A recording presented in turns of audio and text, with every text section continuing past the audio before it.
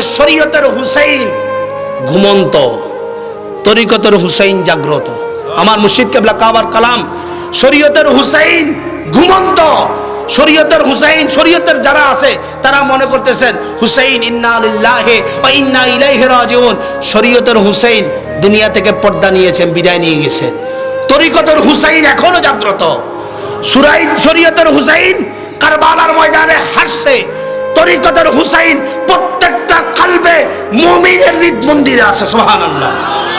সুতরাং তরিকত এমন একটা জিনিস, এটা আকারকে, নিরাকারকে আকার করানোর রাস্তা, না দেখাকে দেখানোর রাস্তা, না শোনাকে শোনানোর রাস্তা।